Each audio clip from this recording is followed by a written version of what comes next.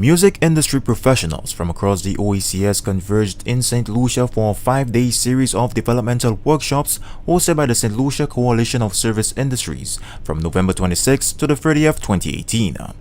The series was the OECS leg of the Caribbean Development Bank's Music Education Project, aimed at developing the capacity of industry professionals in the region and equipping them with the capabilities to enter international markets. The initiative also formed part of the Department of Commerce's Business Month observance. Participants benefited from presentations by professionals from the Caribbean and the United Kingdom on topics such as women in business, accessing international markets, negotiating contracts, and the business of music.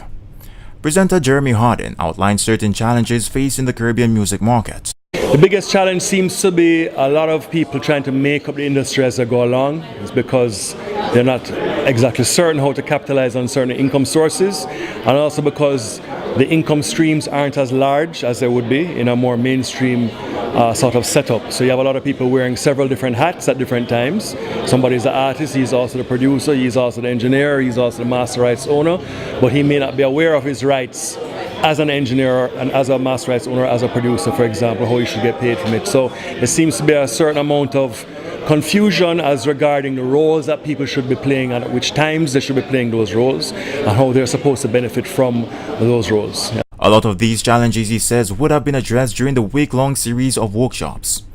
Participant Richard Payne says he feels like his thirst for knowledge regarding this sector has been adequately quenched.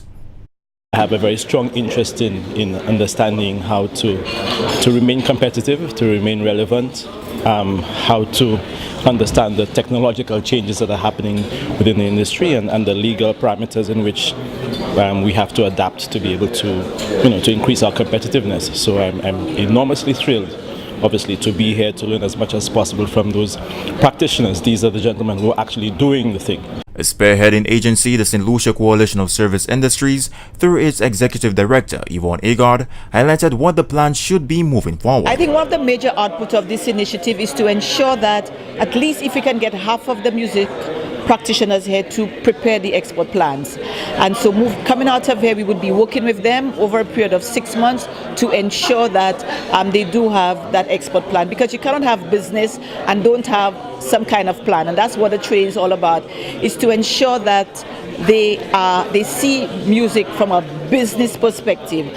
So these plans would help them, keep on that business track. She says the successful implementation of the workshops was due to strong collaboration between the SLCSI, ECHO, the St. Lucia School of Music, and Export St. Lucia.